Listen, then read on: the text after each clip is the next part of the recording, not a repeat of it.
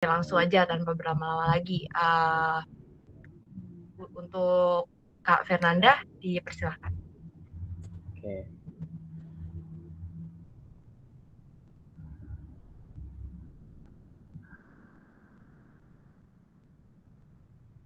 Udah kelihatan PowerPoint-nya belum?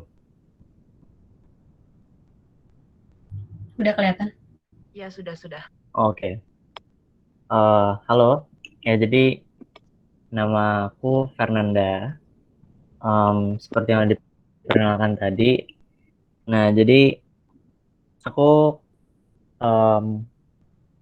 kebetulan mengisi webinar kali ini tentang lubang hitam gitu ya. Nah, oke, langsung masuk aja. Nah, jadi sebenarnya ketika kita ngomongin lubang hitam, itu kita harus berkenalan dulu nih dengan yang namanya gravitasi.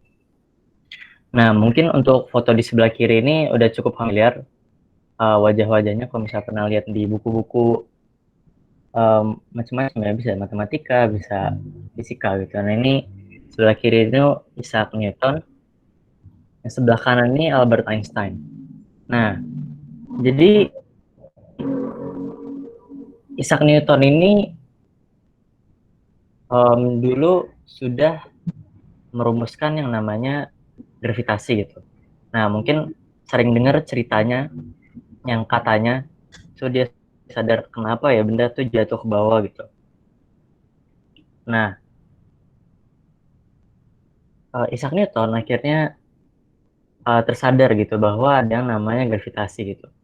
Nah, uniknya, jadi yang namanya gravitasi itu sebenarnya pada zaman itu akhirnya diketahui bahwa benda-benda yang di permukaan bumi kenapa bisa jatuh ke arah bawah dan kenapa planet-planet itu bisa mengelilingi bintangnya atau kalau dalam tata surya kita itu matahari.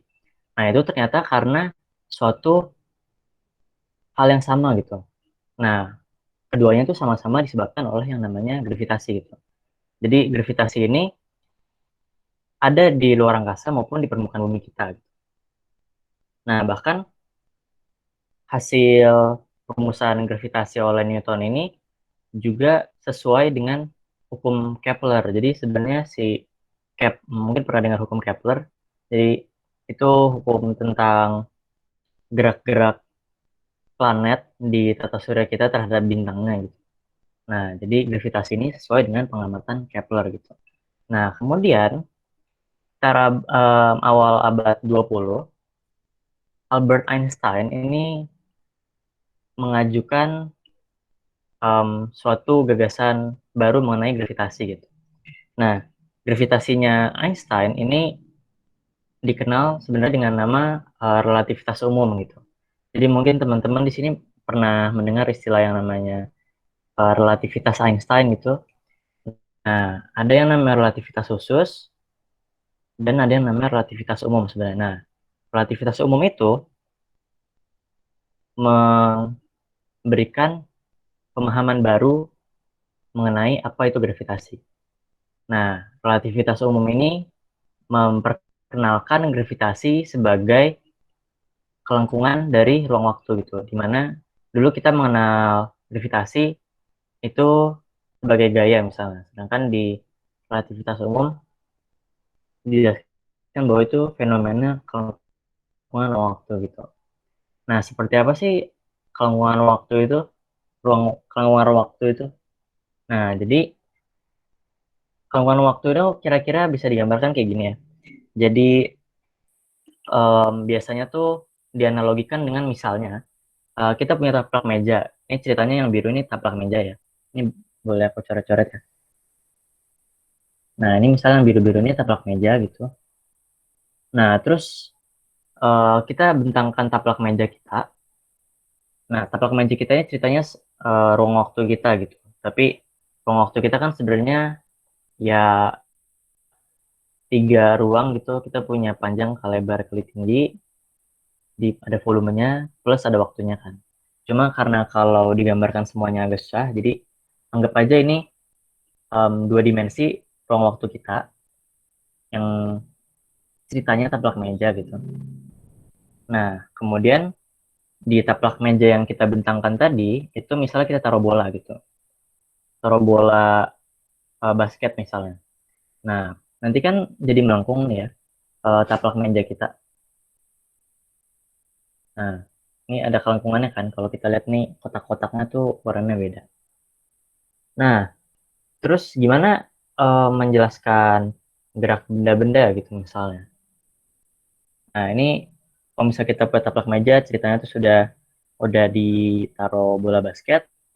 Nah, terus ceritanya misalnya kita meluncurkan kelereng gitu, arahnya misal begini. Nah, nanti kan kelereng kita kan lama-lama akan muter ya. Nah, cuma tentu saja kalau pakai taplak meja kan ada gaya gesek antara permukaan taplak mejanya dengan permukaan bola kita kan, bola kelerengnya. Nanti lama-lama kelerengnya melambat gitu. Cuma kalau misalnya di luar angkasa kan kita bisa anggap tidak ada gaya gesek gitu ya. Jadi planet-planet itu masih bisa terus mengelilingi bintang kita gitu. Ceritanya ini matahari gitu.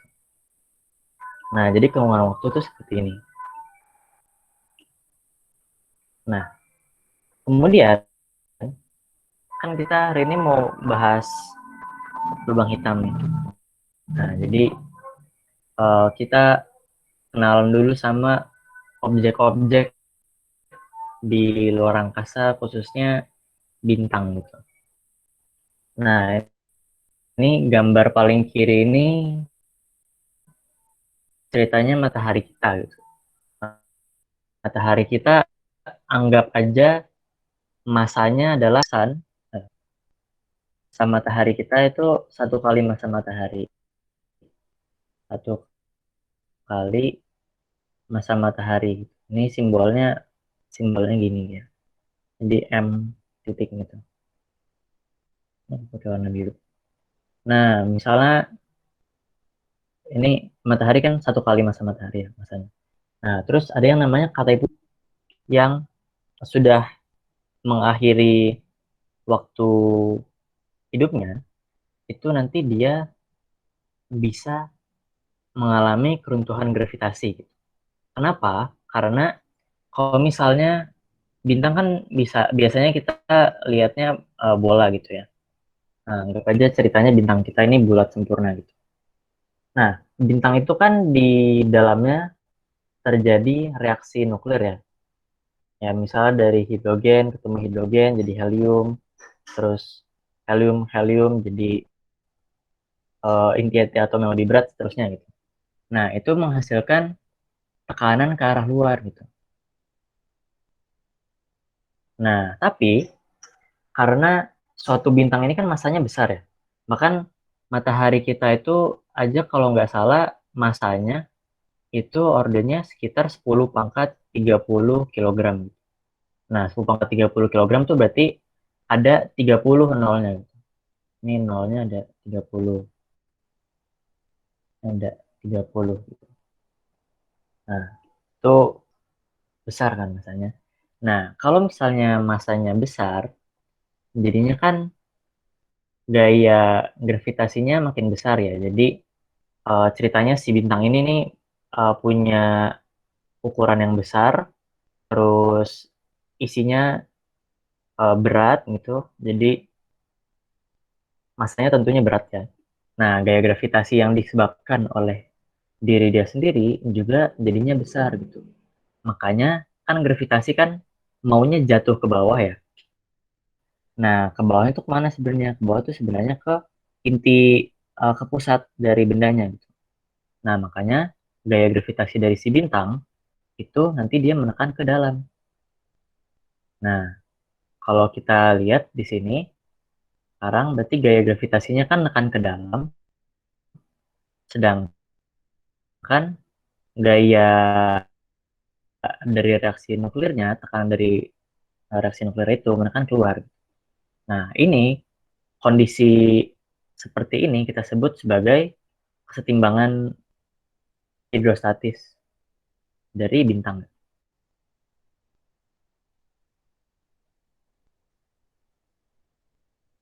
bintang. Nah, kalau misalnya bintang kita umurnya sudah mau habis, terus reaksi nuklirnya itu sudah mau habis, kan berarti otomatis tekanan dari dalamnya semakin lemah ya. Sedangkan gaya gravitasinya makin kuat gitu. Nah, jadi ceritanya ini misalnya tinggal dikit gitu. Kalau kecil-kecil gambarnya. Nah, nanti pada suatu saat, suatu bintang itu tergantung masanya, itu bisa berakhir jadi katai putih, bintang neutron, maupun lubang hitam. Jadi kalau misalnya seukuran matahari kita, kira-kira nanti di akhir hidupnya bintang matahari kita akan jadi katai putih. Tapi kalau melewati limit, ada namanya masa Chandra Sekar. Jadi Chandra Sekar, kalau nggak salah gini. Jadi kalau misalnya katai putihnya itu masanya lebih besar daripada 1,4 kali masa matahari, nanti dia jadi bintang neutron. Nah, kemudian kalau bintang neutronnya itu masanya lebih besar lagi, nanti uh, dia nggak kuat untuk menahan gravitasinya lagi, terus runtuh dia jadi lubang hitam. Seperti itu. Nah, sekarang yang namanya lubang hitam tuh apa sih gitu? Apa bedanya? Apa yang bedakan suatu lubang hitam dengan bintang atau dengan objek-objek lain gitu? Apakah lubang hitam bintang atau warna hitam gitu? Nah, jadi sebenarnya ada dua kata kunci gitu ya. Mungkin ada event horizon dan singularitas gitu. Ini mungkin kita harus kenalan sama kata-kata ini. Nah, jadi sebenarnya dalam relativitas umumnya Einstein itu em, bentuknya persamaan. Jadi ada solusi persamaan Einstein yang paling sederhana gitu. Nah, namanya Schwarzschild. Eh, Gimana ya tulisannya? Gini ya. Schwarzschild solusi. Nah, ini tuh untuk kasus paling sederhana gitu. Jadi kita bisa punya em, tiga karakteristik itu kira-kira. Jadi berdasarkan masanya, massa, jadi seberapa besar massa lubang hitamnya, terus muatan, dan momentum angular. Oh, momentum angular tuh mungkin kecepatan rotasi kali gitu. Oh iya, momentum angular gitu namanya. Nah, jadi momentum angular ini em, se- bisa dibilang seberapa besar rotasi. Rotasi dari gravitasi umum itu nggak terbatas untuk lubang hitam, yaitu kan gravitasi ya secara umum. Nah, cuma sekarang kita kenalan nih yang namanya lubang hitam itu seperti apa. Nah, jadi kalau misalnya lubang hitam kita nggak punya muatan, terus ceritanya tidak berputar um, itu jadi kita bisa dapat lubang hitam paling sederhana. Namanya lubang hitam Schwarzschild. Nah, sekarang kita kenalan sama yang namanya event horizon. Jadi event atau horizon peristiwa gitu ya. Nah, yang namanya event horizon ini adalah misalnya kita bayangkan begini. Kalau misalnya kita di permukaan bumi, terus kita lempar bola ke atas. Nah, itu kan lama-lama uh, ketika bolanya naik, nanti lama-lama kan bolanya pasti turun ya. Terus kita lempar bolanya dengan kecepatan yang lebih besar, nanti bolanya turun juga gitu. Cuma ada suatu kecepatan di mana kalau misalnya kita punya benda dengan kecepatan sebesar yang namanya kecepatan lepas gitu. Nah, itu benda kita itu nanti bisa tidak terpengaruh oleh efektifnya gitu. Tidak terpengaruh oleh gravitasi dari planet kita gitu. Nah, kalau misalnya di lubang hitam, yang namanya event horizon ini itu adalah ketika kecepatan lepasnya itu em, sama dengan kecepatan cahaya. Nah, jadi kalau misalnya kita punya event horizon ini ceritanya radius event horizon. Kalau di black hole Schwarzschild kita sebutnya radius Schwarzschild. Nah, jadi radius Schwarzschild ini memberitahu kita berapa jarak event horizonnya gitu, dari pusat bendanya. Nah, jadi event horizon ini adalah jarak di mana kalau misalnya kita lempar benda, itu kalau misalnya mau lepas dari event horizon itu harus sebesar kecepatan cahaya gitu. Nah, jadi makanya em, cahaya aja itu nggak bisa lepas gitu dari lubang hitam. Nah, tapi sebenarnya radius Schwarzschild ini dipengaruhi oleh massa, oleh massa. Jadi semakin besar massa bendanya, nanti radius Schwarzschild-nya makin besar. Nah, permasalahan sekarang sebenarnya setiap benda itu bisa punya radius Schwarzschild gitu. Jadi matahari pun sebenarnya punya radius Schwarzschild. Nah, kenapa matahari nggak jadi black hole? Itu karena kalau radius bendanya itu lebih besar daripada radius Schwarzschild, itu dia ya nggak kenapa-napa gitu, nggak jadi black hole. Nah, yang namanya lubang hitam,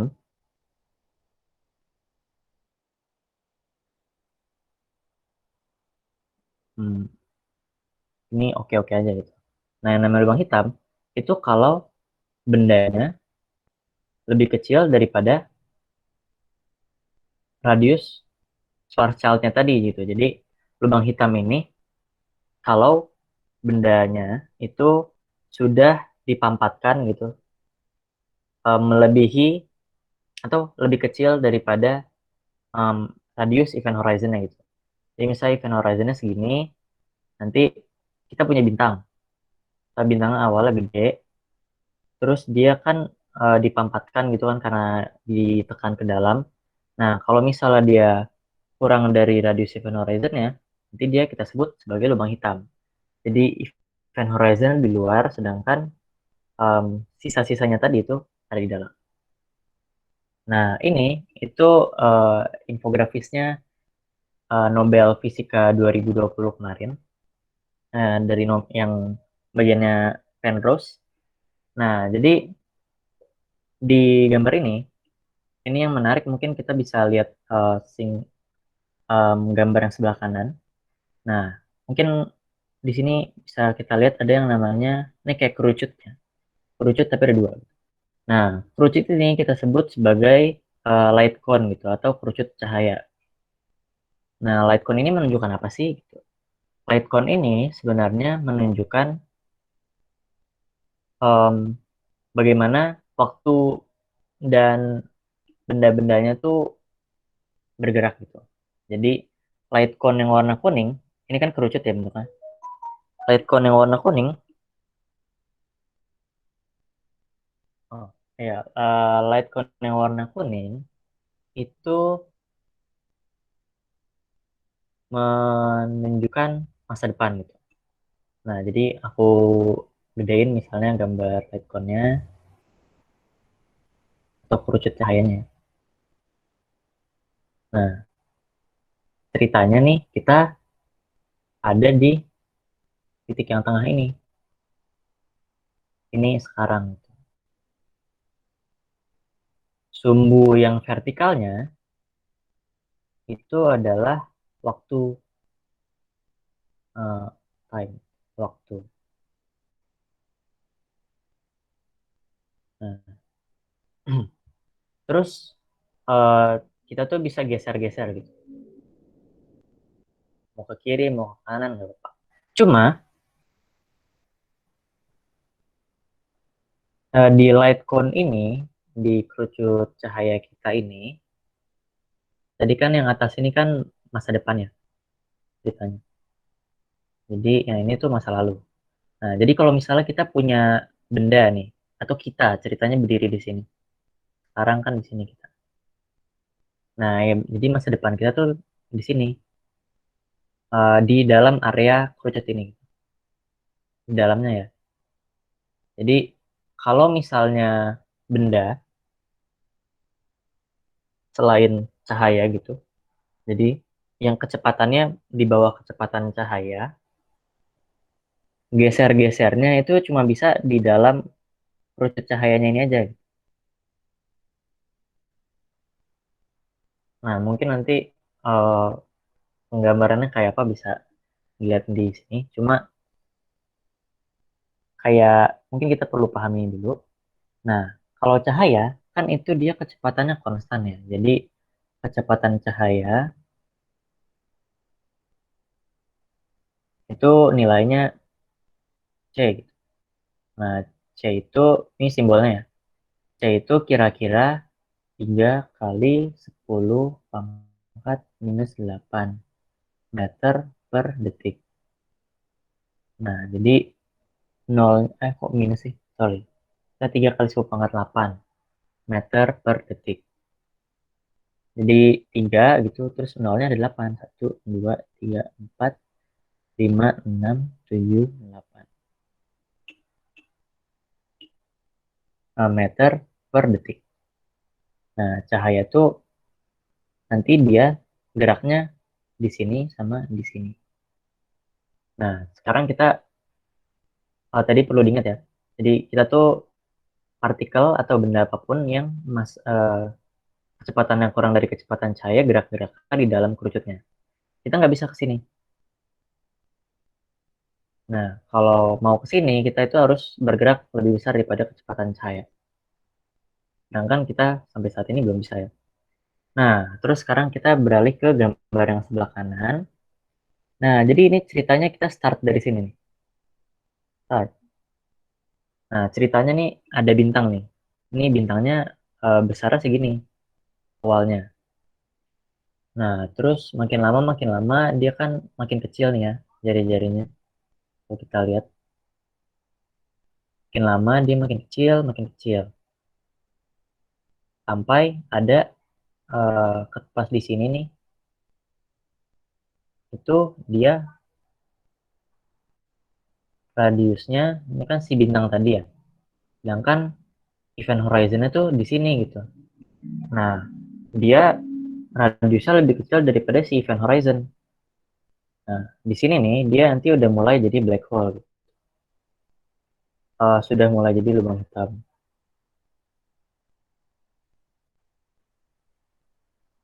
Lubang hitam. Nah, terus kalau kita lihat lagi di sini nih, dia habis masuk ke event horizon, dia makin kecil, makin mengerucut gitu ya ke menjadi singularitas. Nah, terus di sebelah samping-sampingnya ini ada kerucut cahaya yang tadi. Nah, ceritanya kita berdiri di sini.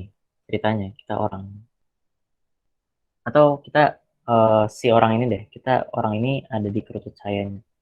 Nah, jadi kalau kita zoom gitu ya, orang ini itu bisa punya pilihan kan, dia bisa gerak ke sini atau bisa gerak ke sini.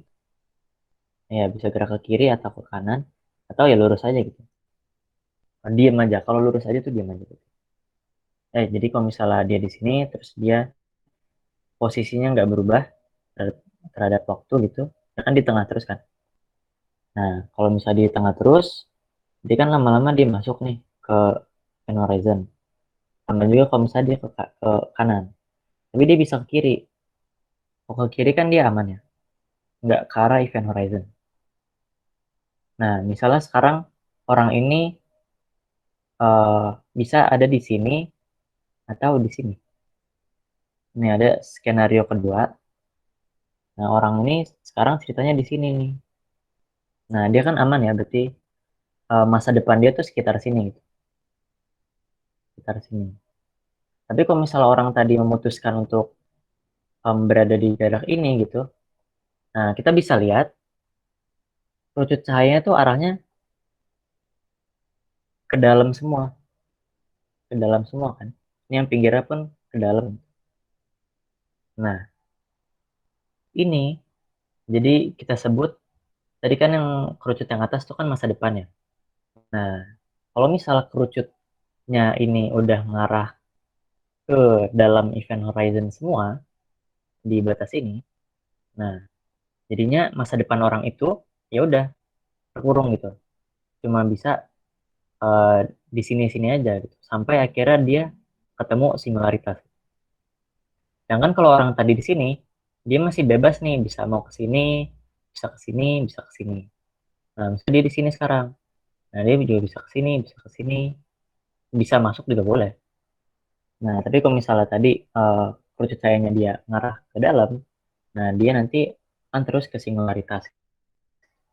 Nah, itu kenapa disebutnya bahwa kalau misalnya kita udah masuk ke dalam lubang hitam, kita nggak bisa lepas dari lubang hitam. Karena ya udah tadi kalau lihat dari kerucut cahayanya, masa depan kita udah di dalam lubang hitam tersebut gitu. Kalau misalnya kita mau keluar dari lubang hitam tadi kan kita harus ke sini kan. Cuma nggak bisa karena di sini tuh kalau kita mau ke sini itu kita harus bergerak lebih besar daripada kecepatan cahaya. Nah, meskipun begitu, lubang hitam ini nggak kayak vacuum cleaner gitu ya. Jadi kalau misalnya kita ada di jarak aman, kita nggak deket-deket sama event horizon, ya kita nggak ketarik gitu. Tapi kalau misalnya kita udah masuk ke dalam event horizon, ya kita akan terus masuk sampai ke singularitas. Nah, tapi singularitas ini sebenarnya suatu masalah gitu. Karena kalau misalnya kita lihat di sini, tadi kan bendanya ini dari ukuran sebesar itu dia jadi satu titik gitu. Nah, gimana apa yang terjadi dengan benda tersebut gitu? Sebenarnya kita belum tahu sampai sekarang. Nah, kita perkirakan gitu kalau di singularitas itu nanti kelengkungannya itu tahingga dan jadi benda ini termampatkan sampai densitasnya atau massa jenisnya tahingga gitu. Nah, kita kan nggak suka angka tahingga ya, kita nggak tahu tahingga tuh berapa sih gitu. Nah, jadi sampai sekarang sebenarnya gravitasi ini masih punya problem yang belum terselesaikan gitu. Sebenarnya banyak sih, salah satunya adalah singularitas. Nah, mungkin materi aku sampai itu dulu. Terima kasih. Assalamualaikum warahmatullahi wabarakatuh. Waalaikumsalam warahmatullahi wabarakatuh. Terima kasih Kak Nanda atas presentasinya yang memukau. Mungkin aku mau kasih tahu lagi ke teman-teman semua, jika ada pertanyaan, silakan langsung tulis pertanyaannya di kolom chat dengan format nama, instansi, dan pertanyaan. Uh, nah, sekarang kita langsung ke Kak Tania yang akan membahas observasi, metode observasi dari black hole itu sendiri.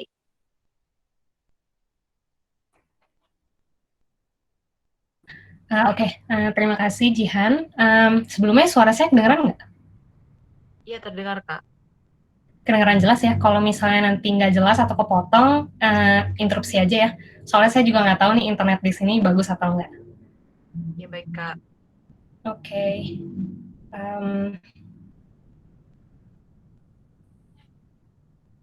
Sorry, share screen dulu ya.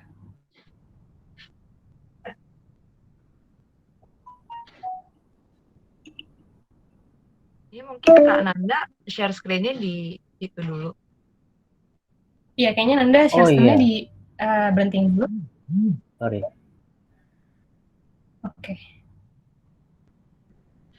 Bentar. Udah ya?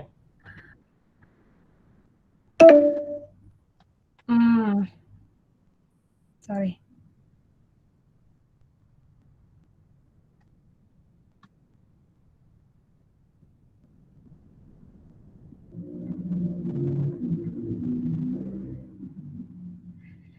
Kayaknya ada masalah nih buat nge-share screen-nya sebentar ya.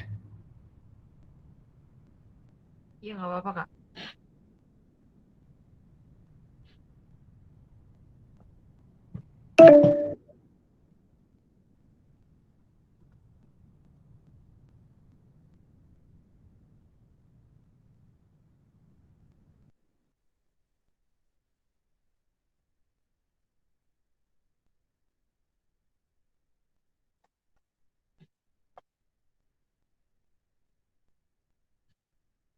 Eh, masih kendala ya, Kak?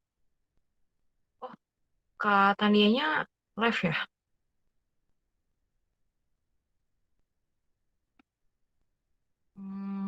Suara saya terdengar nggak ya? Halo?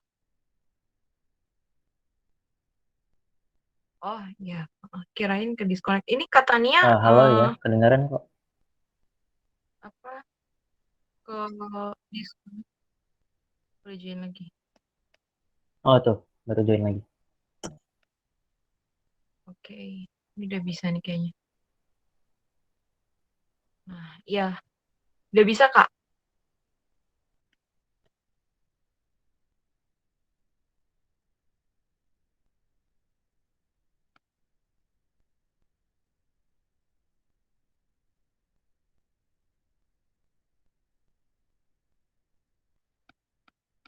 Halo, Kak?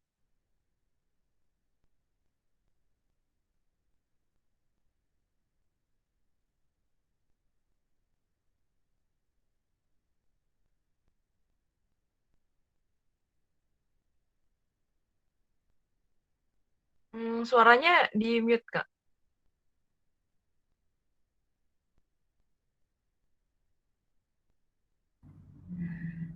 Udah kedengeran belum? Sorry. Udah kelihatan belum presentasinya?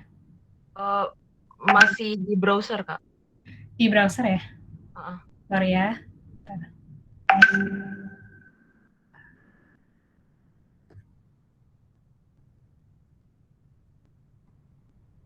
Hmm,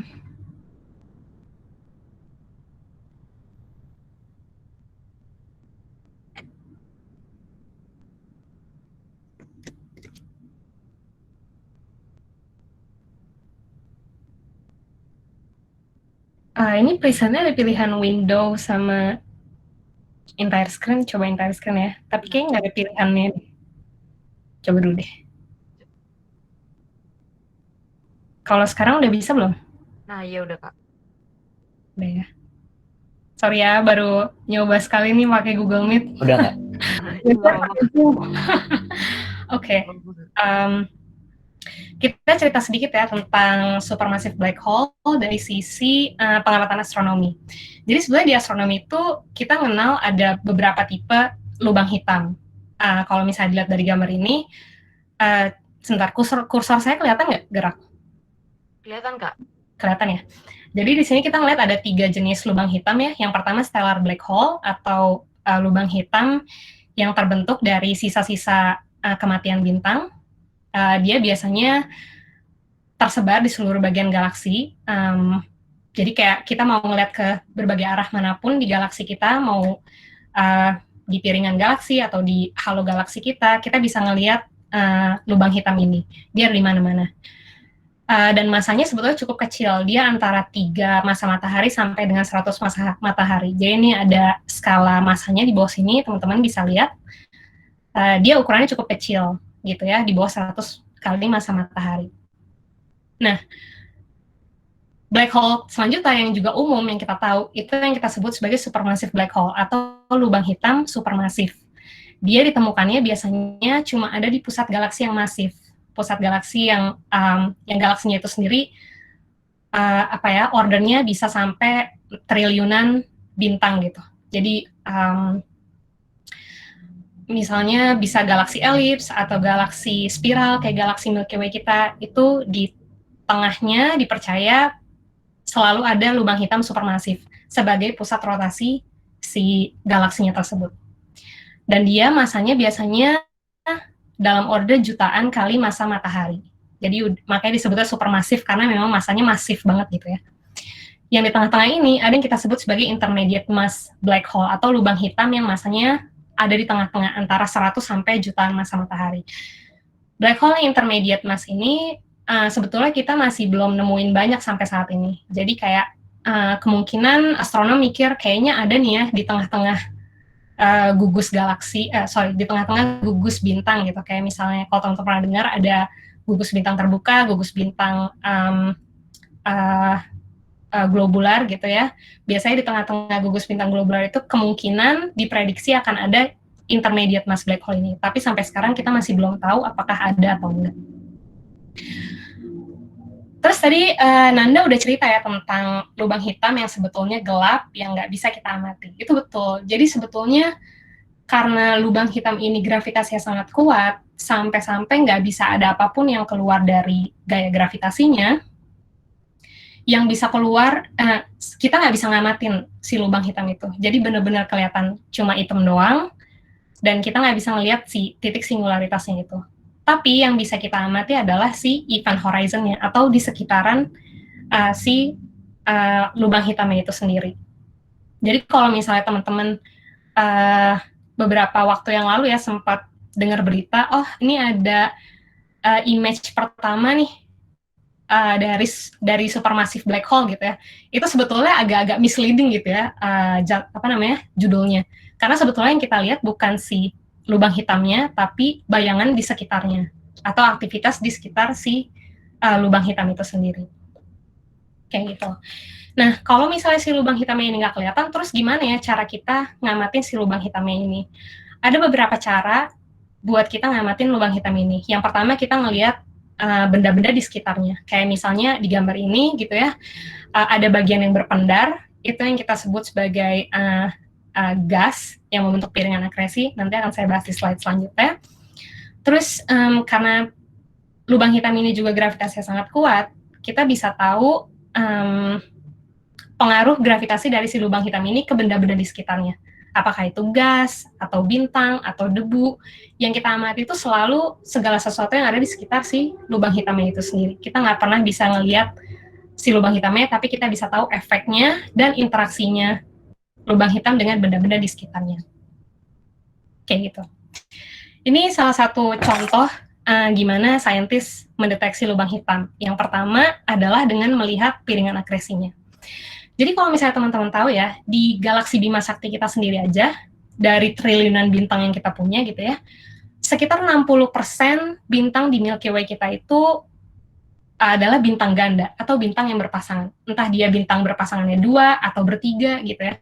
Tapi 60% atau lebih dari setengahnya ya, lebih dari setengah bintang kita di Milky Way ini adalah bintang yang berpasangan. Jadi bintangnya nggak sendiri-sendiri gitu. Bintang ganda ini tuh ketika mereka berevolusi mengelilingi pusat galaksi kita, sebetulnya mereka juga berevolusi satu sama lain. Jadi kayak mereka gerak kayak gini gitu loh di piringan galaksi kita. Nah, pasangan-pasangan bintang ini ada macam-macam. Ada bintang yang pasangannya bintang normal sama bintang normal. Kayak matahari kita kan sebetulnya hitungannya kayak bintang normal ya. Bintang yang masanya cuma 10 kali pangkat 30 kg gitu. Itu tuh massa normal sebetulnya. Jadi kalau misalnya massanya cuma sekitar 1 atau 2 kali massa matahari, kita sebutnya kayak pasangan bintang normal gitu ya. Terus ada juga pasangan bintang ini yang sifatnya bintang raksasa, pasangannya sama bintang raksasa. Ada lagi yang pasangan bintang raksasa sama bintang normal. Ada lagi bintang normal sama lubang hitam, dan ada juga bintang raksasa sama lubang hitam. Kenapa bisa ada si lubang hitam berpasangan dengan bintang besar ini? Karena mungkin dulu awalnya dia sama-sama 2 bintang besar gitu ya. Kemudian yang satu ini udah lebih tua, terus dia mati, bagian kulit luarnya meledak sebagai supernova, dan bagian intinya tertinggal sebagai lubang hitam.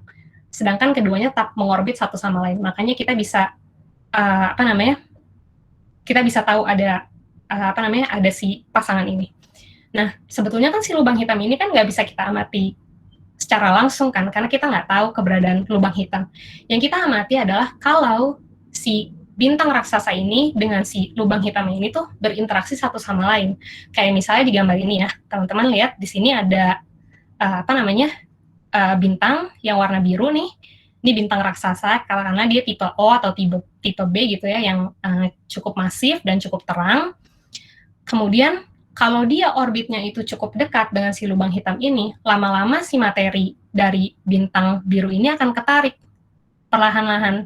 Makanya teman-teman lihat kayak ada ekornya ya di sini. Itu adalah proses si bintang biru ini termakan oleh si lubang hitamnya itu. Nah, ketika si materi ini masuk ke dalam lubang hitam, dia tuh masuknya nggak tiba-tiba gitu loh. Dia nggak, misalnya dari si bintang biru ini terus tiba-tiba masuk aja ke lubang hitam kayak zlup gitu. Nggak kayak gitu. Karena dia punya kecepatan, maksudnya si materi gas dari bintang ini punya kecepatan, makanya ketika masuk dia kayak muter dulu gitu loh. Kayak kalau misalnya kita ngebuang air di saluran air kan biasanya dia muter-muter dulu tuh. Nah, ini tuh juga kayak gitu.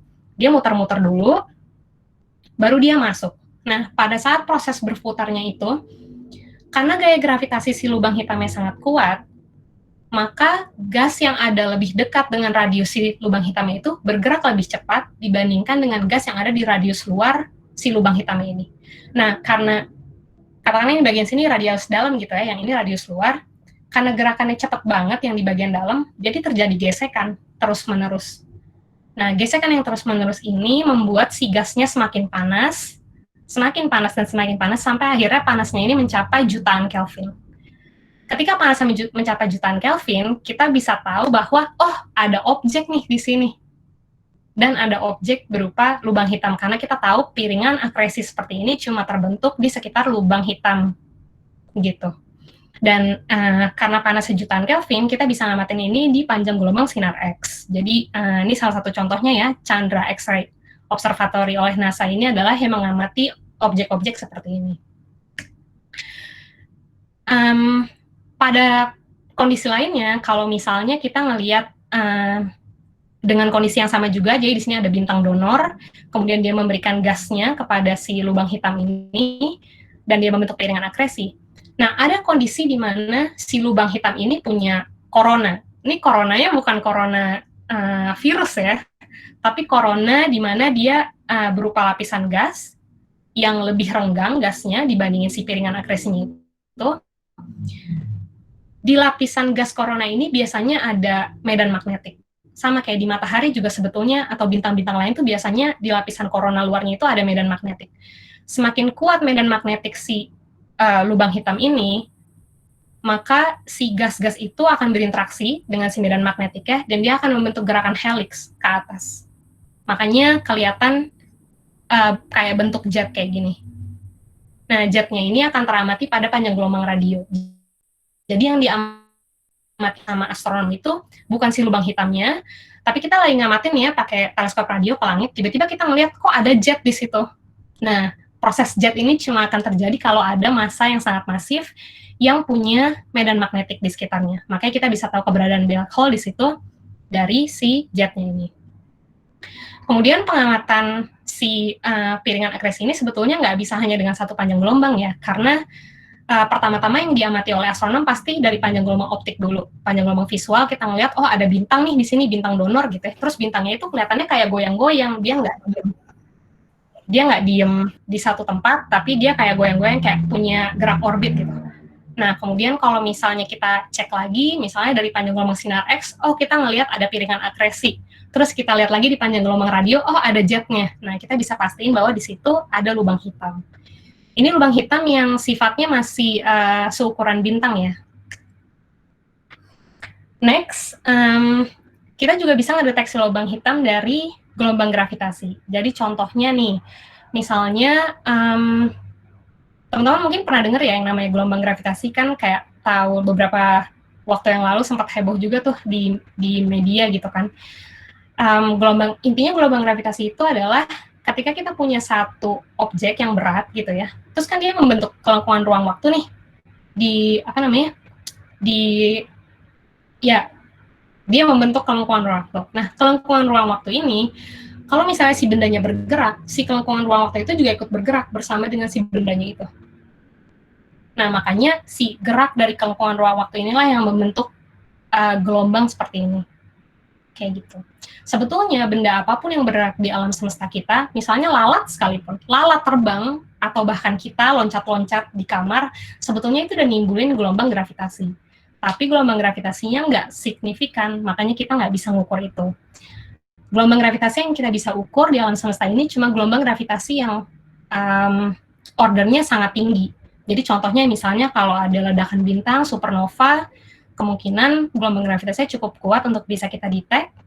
Terus kalau ada black hole yang saling mengorbit satu sama lain, kemudian menyatu gitu ya, tabrakan.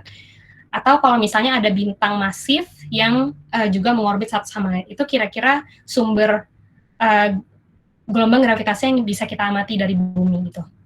Nah, ini salah satunya di awal tahun 90-an tuh tim LIGO atau Laser Interferometer Gravitational Wave Observatory itu bikin alat di mana dia punya lengan gitu ya. Di sini ada lengan vakum sepanjang 4 km ke sana dan 4 km ke sini.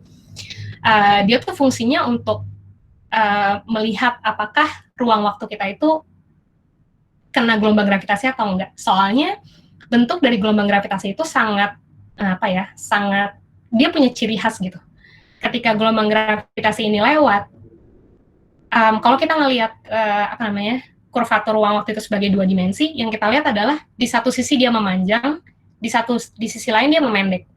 Dan sisi yang memendek ini kemudian memanjang, sisi yang memanjang ini kemudian memendek. Jadi terus-terusan kayak gitu gelombangnya.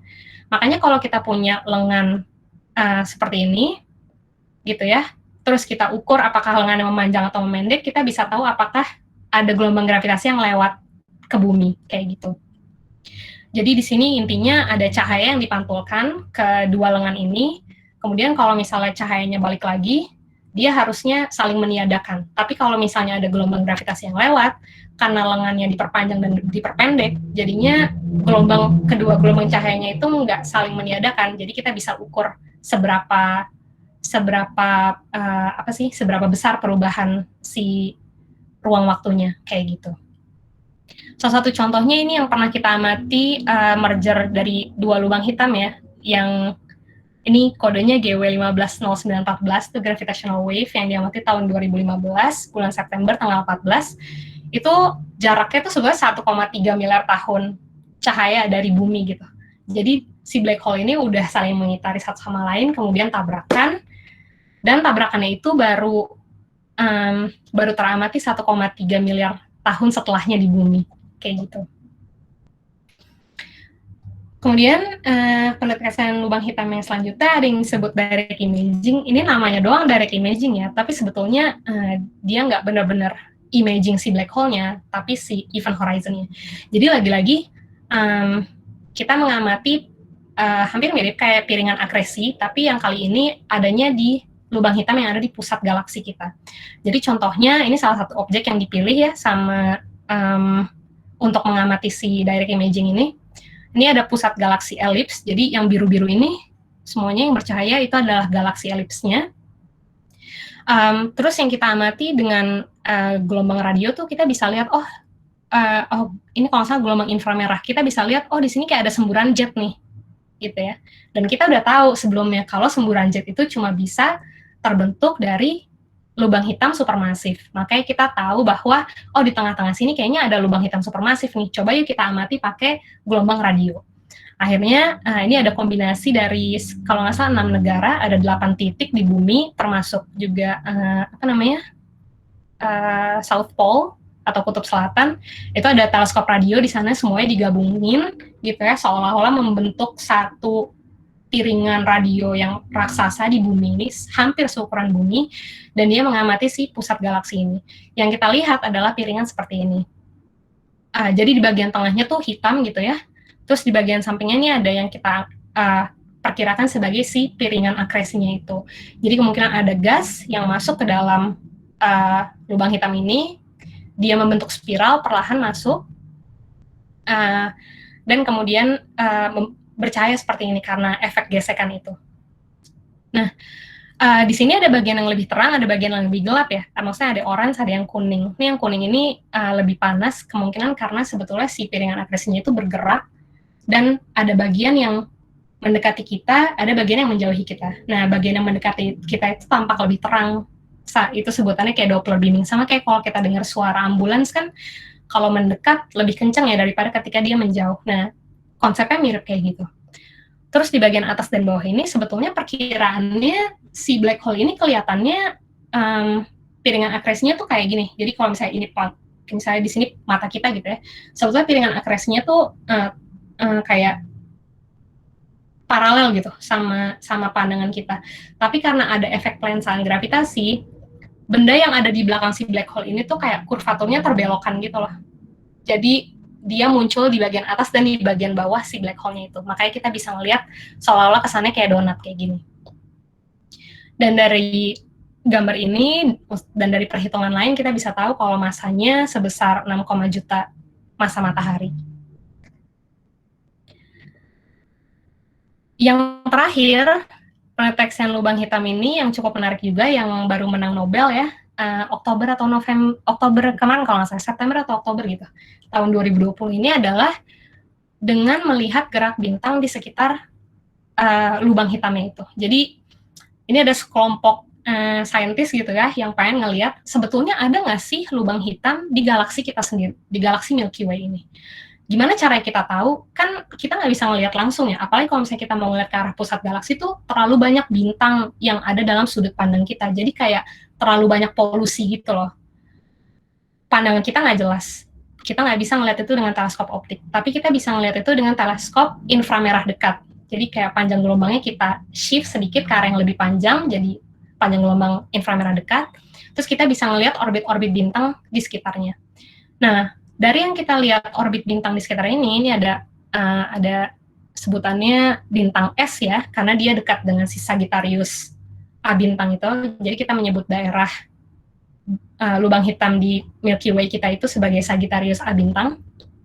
Nah, di Sagittarius A ini kita bisa lihat gerakan bintangnya, dan dari gerakan bintang yang kita lihat itu ternyata gerakan bintangnya itu, kurva kecepatannya itu mirip sama kurva kecepatan Keplerian. Jadi kalau misalnya teman-teman lihat di grafik yang di bawah sini ya, ini saya kasih 2 contoh aja kurva kecepatan. Jadi yang sebelah kiri ini kurva kecepatannya seperti solid body, atau kalau misalnya masanya itu ada tersebar di seluruh tempat, gerakan kurva cahayanya itu akan kayak gini. Ini kecepatan terhadap jarak gitu ya. Jadi dia akan terus-menerus naik gitu. Tapi kalau masanya terkonsentrasi di pusat, dan hanya di pusat, dan terkonsentrasi dalam radius yang cukup kecil, kecepatannya itu cuma tinggi di bagian dalam, kemudian ke bagian luar radiusnya itu makin lama kecepatannya makin menurun. Dan kalau kita lihat dari bintang-bintang di sini, kita lihat sebetulnya bentuknya itu kayak Keplerian, kayak ibaratnya planet-planet yang mengitari tata surya kita kan mataharinya masanya di tengah ya. Nah, di sini tuh juga kayak gitu. Makanya kita bisa berpikir bahwa kayaknya di tengah-tengah pusat galaksi kita juga ada nih supermassive black hole gitu ya. Sorry, kayaknya saya harus cari bentar.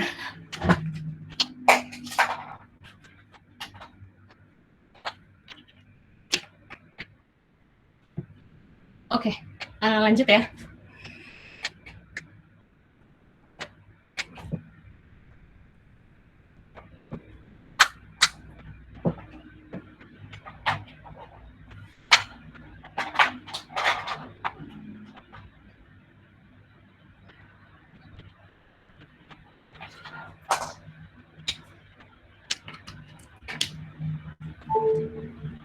Oke, sorry. Kita lanjut. Tadi kita ngeliat, ya oke. Jadi kita tadi ngelihat si orbit bintangnya secara keseluruhan, dan kita tahu bahwa dari orbit bintangnya itu ada benda masif di pusat. Dan kemudian untuk lebih detailnya lagi, kita lihat salah satu bintang, ini kalau misalnya teman-teman lihat ada yang warna kuning ini ya, garisnya warna kuning, S02. Dia adalah bintang yang posisinya, kayaknya, oh ya benar, yang garis kuning ini, yang S02, dia adalah bintang yang jaraknya paling deket sama si pusat masanya. Kita udah bisa prediksiin kayak pusat masanya di sekitar sini gitu ya. Yang kita ketahui dari si bintang S2 ini adalah dia punya closest approach-nya itu ya kira-kira jaraknya cuma sekitar 120 kali jarak matahari ke bumi, dan dengan orbital periodnya 16 tahun gitu ya. Intinya dari perhitungan itu, dengan perhitungan sederhana kita bisa tahu kalau ternyata massa dari titik pusat galaksi kita itu sekitar 4 juta kali massa matahari. Dan itu mengkonfirmasi bahwa di pusat galaksi kita ada supermassive black hole. Kayak gitu. Dan ini adalah pemenang Nobelnya, Andrea Ghez dan Reinhard Genzel. Jadi dua orang ini dia udah ngamatin pusat galaksi ya selama 30 tahun terakhir. Kalau nggak salah dari sejak awal tahun 90-an. Jadi yang istimewa dari penemuan mereka adalah mereka ini sebetulnya menjalankan risetnya terpisah. Jadi mereka bukan satu tim. Yang satu ngerjainnya di Jerman, di Eropa, yang satu ngerjainnya di Amerika. Nah, kedua tim ini mereka pakai instrumen yang berbeda, mereka pakai cara pengamatan yang berbeda gitu ya. Tapi mereka punya kesimpulan yang sama, bahwa di pusat galaksi kita emang ada massa sebesar 4 juta kali massa matahari yang menandakan adanya supermassive black hole. Makanya kenapa mereka dihadiahkan Nobel gitu ya, atas kerja kerasnya dan atas hasilnya yang bisa mengkonfirmasi satu sama lain. Dan kemudian juga salah satu yang paling sulit dari teknik penelitian mereka adalah kayak tadi saya ceritain ya, karena kan galaksi kita ini bentuknya kayak piringan gitu. Kita tuh ada di pinggirnya sini. Kalau kita mau ngeliat ke arah pusat, daerah sekitar piringan itu banyak banget bintang-bintangnya. Jadi kayak ibarat kayak kalau kita mau foto buat Instagram nih ya, terus orangnya ada 1.000 orang di belakang kita gitu. Jadi kalau misalnya kita mau ambil foto tuh kayak nggak bisa bersih kan fotonya, karena akan selalu ada orang yang lewat. Nah, kayak gitu. Kalau kita mau ngamat supermassive black hole di galaksi kita, dari piringan itu susah banget, karena sangat banyak polusinya. Polusi dari bintang-bintang, dari debu, gas, terlalu banyak gitu. Makanya butuh teknik yang sangat advance gitu, buat bisa ngelihat ke arah sana. Jadi mereka pakai teknologi kayak misalnya ngelihat di panjang gelombang inframerah, terus mereka pakai active adaptive optik gitu ya, yang bisa secara otomatis bekerja mengurangi polusi-polusi itu lah, kayak gitu. Oke. Gitu aja. Oke, makasih banyak Kak Tania.